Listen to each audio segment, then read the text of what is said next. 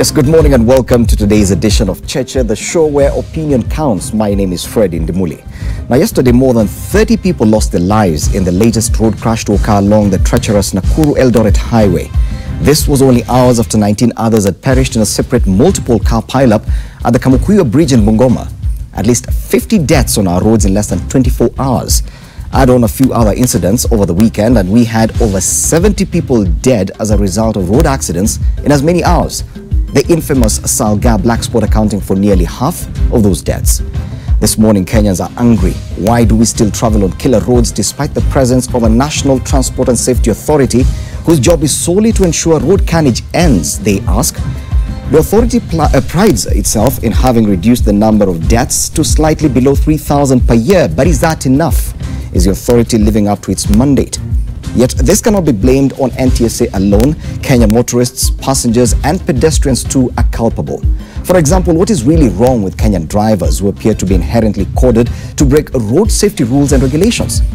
How much longer will it take? How many people will have to die before something happens to bring road carnage to an end in Kenya? Can Kenya's killer roads ever be safe? Today on the show we do have Francis Major, Director General, National Transport and Safety Authority. Major is responsible for implementing policies, programs and objectives of NTSA. We also have Simon Kimutai, National Chairperson, Matatu Owners Association, one of the biggest stakeholders in public transport. One of the functions of MOA, according to the organization's website, is to promote road safety campaigns in order to reduce road carnage. Our regular panelists, Mutegi Njao and Charles Udiamba, are also present. Good morning, gentlemen. Karibuni sana. Of course, given the events that took place yesterday, the number of deaths recorded over this past weekend, the main question people are asking is, where is the National Transport and Safety Authority? Where is NTSA? Well, thank you very much, and thank you for the opportunity to be in this program this morning. And my first begin by saying it's really sad that we have lost such a huge number of people over a very short period of time. There is suddenly a spike in road fatal accidents, which is very unfortunate. This is even made more painful with the realization that majority of these accidents are largely preventable. As to question is, where is NTSA? We are on the road. If you look at the Sachangwan incident that happened yesterday, our team was right there. And let me also take this early opportunity to clarify what has been moving on in the media, that our vehicle was in pursuit of this ill-fated truck that killed a number of people. That there is nothing that can be further from the truth. When we got this, what eyewitnesses said. Let me clarify. When we got this information that that is a position, we went down to check, and we called our teams who were actually the first people and witnessed this accident happening. And the truth of the matter is that our people had stopped an easy coach bus, which was caught overlapping. As they were discussing with the bus of this bus, and there is evidence, and we have the driver of this bus. Our team was alerted by hawkers who sell sugarcane around that section of the road, who started screaming.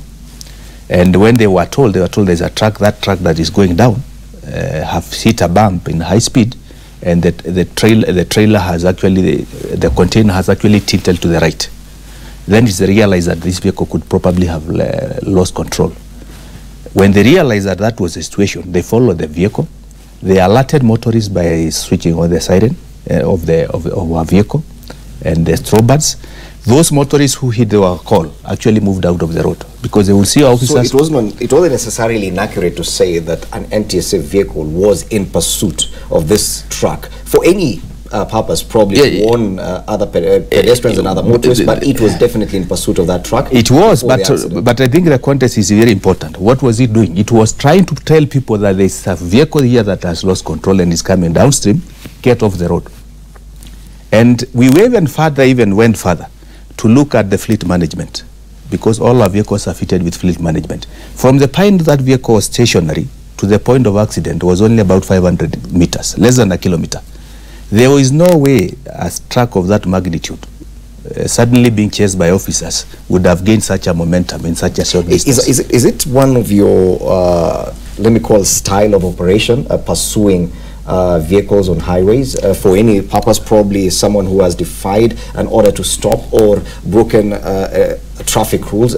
do you usually pursue such? Well, there are many ways of dealing with it, and I think judgment of the situation is what will warrant what to do. In this particular incident, if our officers just stood and did nothing, many more people would have died as a result. Okay. So it's really a matter of judgment. Yes. There are motorists who are stopped, flagged down, they don't take off. But I think we are getting out of that because now we have we've invested in technology quite significantly, and now even electronically you can verify the details of vehicles. Okay. You don't have to pursue the vehicle unnecessarily. And now that we are talking about the behavior of NTSA itself on the roads, there's a picture, there's an image on page 2 of the Standard today. If my director could help me with this, where an NTSA vehicle is seen also breaking the rules. This one is actually overlapping, and the caption there is, "Shame when it comes to indiscipline on the roads, this NTSA car leads by example." Let's see the image clearly. Yes, that's an NTSA vehicle supposed to be enforcing the rules and regulations, but it is seen overlapping in traffic. This happens, and of course that's where the doubts by the public come in with regard to NTSA's behavior as well. But let's put this into context. I actually also saw this for the first time in the morning today. We had not seen it before, but definitely we'll try to inquire what exactly happened, because it is wrong. Because when I look at it from the way it is, that's a yellow continuous line. I don't know whether this vehicle was responding to an emergency. I wouldn't tell. That we have to check and see. Was it responding to an emergency? When we are responding to an emergency, definitely you have to move faster than the rest of the vehicles. So we have to look at the circumstances in which this vehicle was in that position. Whoever actually took the image, we will be interested to find out. If there was no emergency to warrant that vehicles to move in that particular situation, then definitely action will be taken about the driver. Well, we have Bwana Kimutai here, and you're a businessman. You operate quite a number of matatus. What has your interaction been with the NTSA and the kind of behavior, the kind of style they adopt in enforcing the laws? Do you see them breaking the laws as well? Well, let me first say it is unfortunate and sad to lose Kenyans in that kind of way. We've lost, it's like we are losing a Kenyan in traffic crashes, 2 per hour. For the last, let's say, 48 hours, we have lost a kind of number. And it is quite unfortunate, and as Major has put it, all these accidents are avoidable. And I wouldn't call it an accident. I'd rather call it a crash, because an accident is something that you cannot avoid. So it is saddening that in Kenya today, about 85% of road crashes can be avoided. It is attributed to carelessness. It is attributed to attitude. And, well, what I would say is that I don't know why there is a question to ask about National Transport and Safety Authority. It is a new organization, and yet we have traffic police on our roads who are outnumbering a National Transport and Safety Authority. Traffic officers are supposed to enforce the law. But what do we see on our roads? There is no enforcement. There is no checking of compliance. It is collecting revenue for themselves. And that is open. We know it. But our understanding is that now that role is solely... No. Why do we have... Something has to be done. It's either scrapping traffic department completely from our roads, because traffic department does not answer to Major. Major has a small number. If you ask him how many numbers of policemen has been assigned to him, he will tell you, and civilians. Now, who enforces the law in this country? Let's first ask ourselves, because we have from here to Nakuru and from Nakuru to Eldoret and Nakuru to Kericho, how many traffic stops do we have? You'll find only one along Nakuru Kericho Road, only one area where NTSA has checking. But the other sides, I'm telling you, we have over 10 police traffic checks. We've seen very many clips here showing us openly what they are doing. And what are they still doing on the roads up to now? Okay. They are not enforcing the law at all. Recently, I understand the police have changed the system so that traffic policemen are answerable to the OSPD, and not before they used to be answerable to some traffic boss in Nairobi. Has that changed? Is it true? And has it changed? It is true. Has it improved? it doesn't improve road safety at all. We can see what is happening. What is happening? I said the other day that they should be audited. Their lifestyles should be audited. Why do they shift from one area to it? Literally, I just want to put it this way.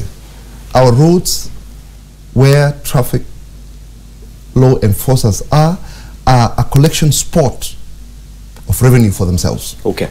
But when it comes to NTSA, and are we saying therefore that there's a lack of coordination between the National Transport Safety Authority and the Traffic Department, that probably are not working in tandem, that probably that is part of the problem? You do not have enough officers to man these roads? Well, definitely from our perspective of NTSA, the capacity is still very little compared to the strength that we would wish to adequately handle the issues of enforcement on highways.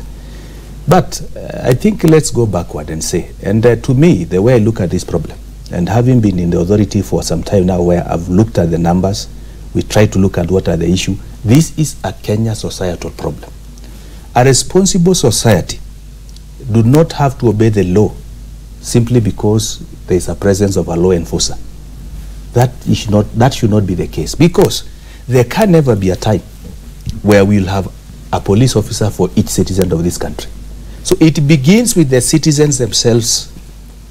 Why do I have to obey the law only when there is a presence of a law enforcer? We must take, all of us, a responsibility, and that is what we call integrity. And integrity means doing the right thing even when nobody is watching. Why do you wait until there is a police officer, there is an NTS officer for you to obey the law? Okay. But the majority of these drivers, and in our operation, you have seen that happening. Whenever we have operation, you find citizens alerting their friends, there is this happening, avoid it. Is that being responsible? On our highways, when there is a speed check, you would see people blinking at each other. Is that being responsible? Are we helping each other, citizens of this country? So what citizens are doing is, and actually even the passengers themselves, a number of times we've intercepted vehicles where, for instance, they are overloaded. You ask them, why do you agree to board into a vehicle? But the problem with Kenyan citizens is, for as long as it is convenient for them, and for as long as an accident has not happened, they are very happy. Look at an example of overlapping. Passengers are very happy when a driver full board with a matatu is overlapping, as long as they have not been caught. They will start complaining the moment they are apprehended. But supposing those citizens were responsible and told the driver, you cannot drive us in this manner. Yet there are already rules and regulations that are in existence, but the enforcement is up to you. That even when you catch these errant drivers and errant passengers or motorists or pedestrians, that nothing really happens to them. They can easily get off the hook. I think the entire justice system in the traffic department, in the traffic system, it needs to be looked at. We have put forward proposals, and one of them, as NTSA, is the instance of instant fines. Some of the reasons why you find corruption rampant in this particular sector is the inconveniences motorists can easily go because of minor traffic offenses. For instance, if I'm caught with a traffic offense and I'm headed, let's say, to Eldoret, I'm given a cash bill, and then I have to be told to come on a Monday. Human beings are rational and they act rationally. So when I look at the assessment and say, go to Eldoret, then come back for the 10 court, the easy option is to give a bribe. They attempted to give a bribe. We have given, to address that problem, the issue of instant fines, where if I admit I was on the wrong, I pay instantly a fine that is already defined. And we have already done that. We have amended the law. But a group of people went to court, and the judge gave orders that to stop the implementation of that, and it has been now 1 year. So the instant fines are not in operation? They are not in operations. Okay. And that will solve a lot of issues, because once I admit that, yes, I am on the wrong, I pay the offense and proceed on. However, that offense is documented, and tomorrow, if I repeat the same offense, there is a mechanism of checking and saying this happens. Charles, you Fred, it's quite unfortunate that we are taking the death of Kenyans, some of them very productive, some of them very innocent, as just statistics. We tend, as a nation and different organizations, to react with a lot of bang whenever a number of people are lost in an accident here or there. Remember, from around August this year, between Nakuru and Salga, we have lost quite a number of lives. It was an issue about 4 or 5 weeks ago. What happened? Nobody's talking about it anymore. We are now talking about Sachangwani. Nobody's even talking about Kamukuywa. So it looks like after this blame game, the police, the public, NTSA, will go lull again, celebrate Christmas and wait for the next big accident. Yes. And according to your website and parts of your core functions, your mandate is to advise the government on national policy with regard to road transport sector. That particular stretch that he has mentioned, Sachangwani, Salga, has been a problem for years. True. The NTSA was established in 2012, but if you look at the statistics in 2012, that stretch alone, in 2012, about 40 deaths occurred. The following year, 45 different accidents, more deaths. The trend continues in 2013, 2014. There was a bigger accident where 10 people died in an instant. Yesterday was probably one of the biggest, where 30 people die in one particular crash, one single crash, of course involving multiple vehicles. This is a problem. It's a definite problem. It's a stretch that is known. You want to say that between 2012 and 2017, 5 years, that nothing can be done to that particular sport? Or at least government can be advised to change something with regard to that area? That we have done. And we've actually done an analysis and mapping, working with some very key stakeholders. Mapping of the northern corridor from Mombasa to Malaba, where 60% of our fatal accidents happen in this country. We have analyzed each and every spot and said there's an issue that needs to be corrected here. For Salga, is one of them. There is a challenge, an engineering challenge, that the ministry is already alive to. And the information, the latest information that we have, the tender documents are out to correct or to cure that problem of Salga. So it is not that it's not What happening. is the problem in Salga? Well, I think to me, one of the problems I see in Salga, the continuous descent on a straight line poses a big challenge. About 10 kilometers of a continuous descent. Motorists tend to, especially the large trucks, because of the smoothness of the road, they tend to freewheel. And because it is a descent, by the time you want to engage a gear, it is late. Per se, it's not a problem of the design of the road. It is behavioral issues, human beings. Because the choice of that vehicle, like for instance the one of yesterday, to freewheel, because either two things that are likely to have happened in that accident, either the brakes failed or the driver was freewheeling, one of the two. And just before you reach the GSU camp, there's a very clear signpost. Freewheeling is not allowed. It is not allowed. But why did this driver then do it? And unfortunately, you cannot detect a vehicle and say that this particular vehicle on the road is freewheeling. You can't tell. It's unfortunate.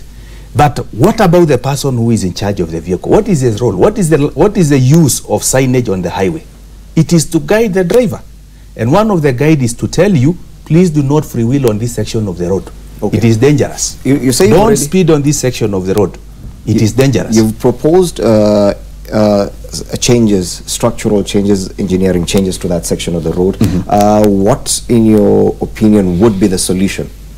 I think, to me, I'm not an engineer by profession, so I may not be the best place. But as a layman, I would say the first thing to do is to separate the grid. Let the vehicles that are climbing up and those which are coming down, let them not have any contact. Because that is what has been happening. A vehicle loses control while it is coming on descent, it rams on vehicles that are on the climb. Put a wall, kind of. Separate them. A dual carriageway. A dual carriageway, so that vehicles. I think also the other thing is to provide, because there is a steep descent, continuous steep descent, is what we call sand barriers. In the event that a vehicle loses control, a provision should be made where a driver can pull off the road and maybe get into the sand. Get it into the sand to help it to stop. Those are some of the things I would imagine as a layman that needs to be done. And you operate along that route as well. Your business partners operate along that route. Or do you agree with this kind of proposals? Yes, I do, because I mean, for a very long time, there have been reports that it's a black spot. And I'm sure even the drivers are aware. And let me go back a bit and say, we have also a problem in driver training. Most drivers actually learn on action. We don't have proper curriculum in driving schools that can provide proper training in making sure that this driver is competent.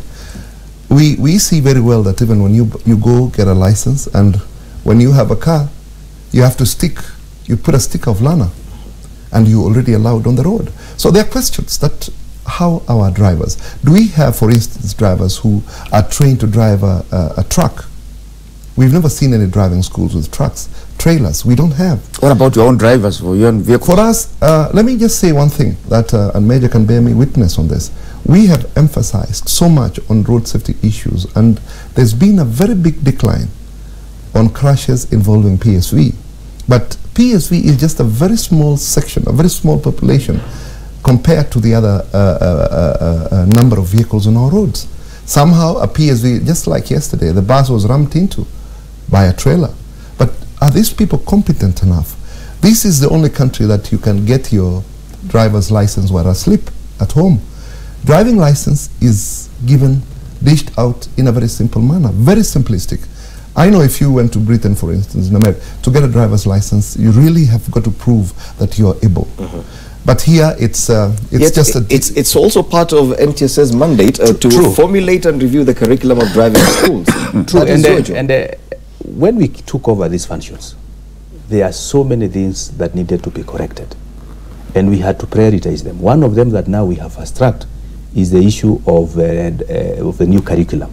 We have developed a very comprehensive new curriculum, and actually beginning from last year, the instructors who are now going to teach under a new syllabus that has actually provided for a class called a professional driver. A professional driver will be required once in a year to undertake a refresher course on driving, so that we professionalize this art. What do you mean by professional driver?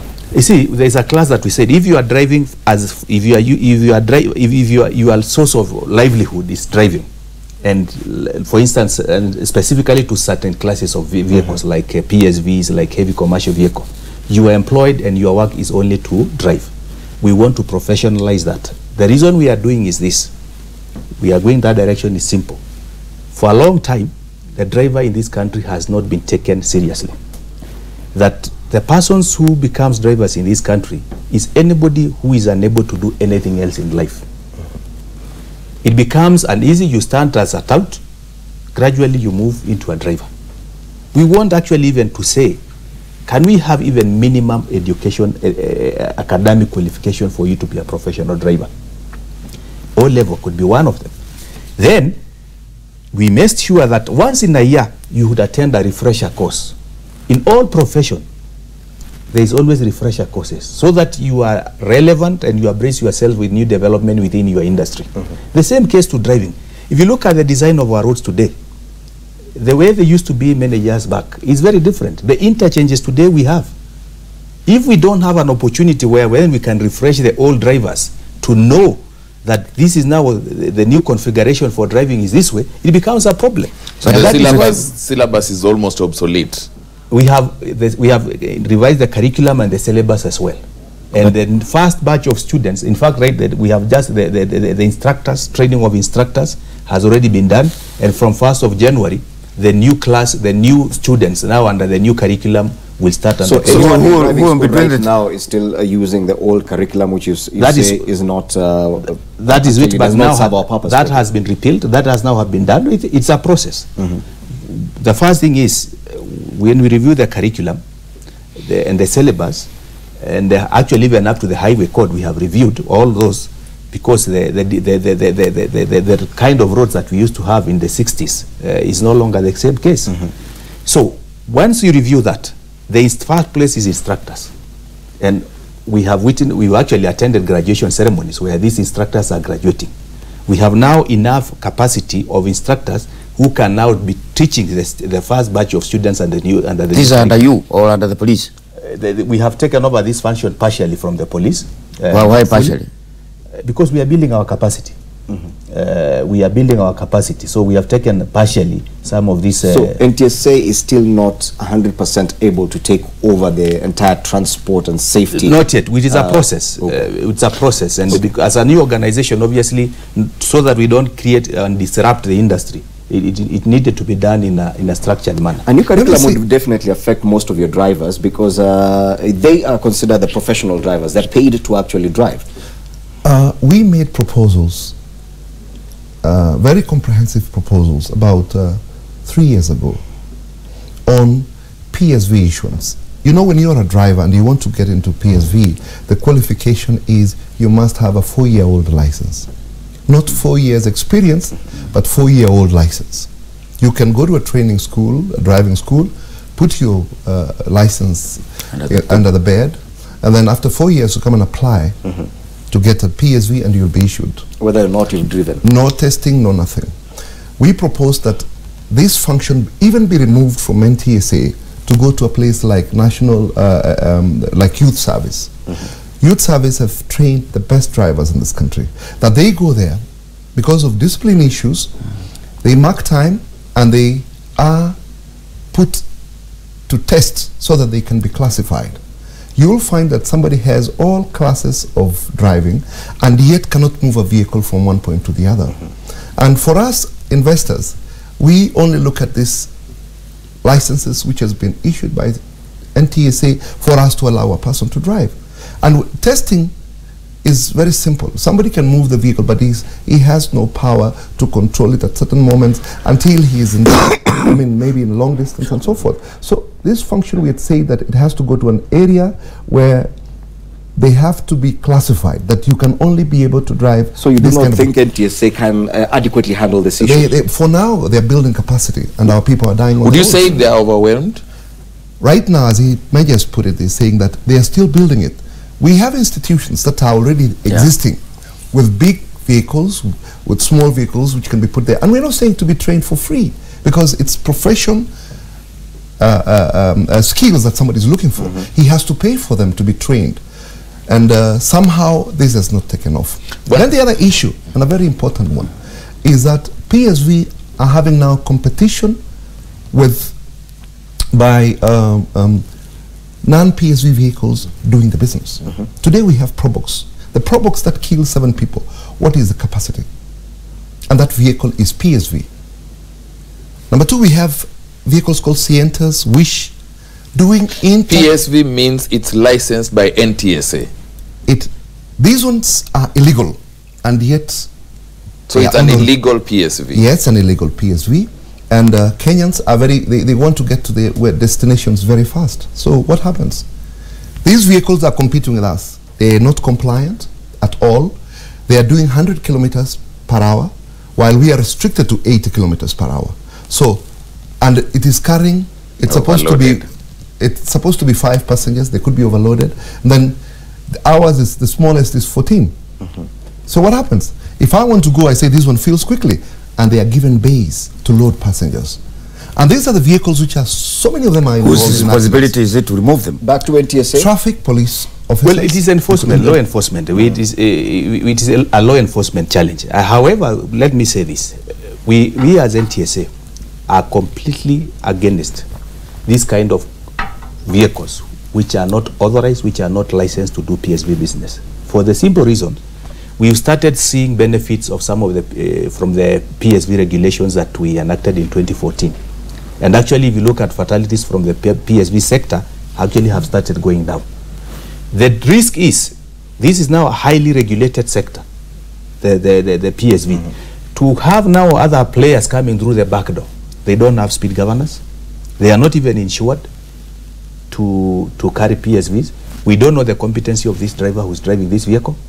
So those are the factors. Do we have any Probox that is licensed, Probox vehicle that is licensed as a PSV? No. So any vehicle that, of that particular make operated as a PSV is not licensed to do PSV, and we don't license. For us, we license vehicles to do PSV from 7-seater and above. And Major, are you aware that there are Proboxes and Wish and that kind of vehicle that operate as PSVs?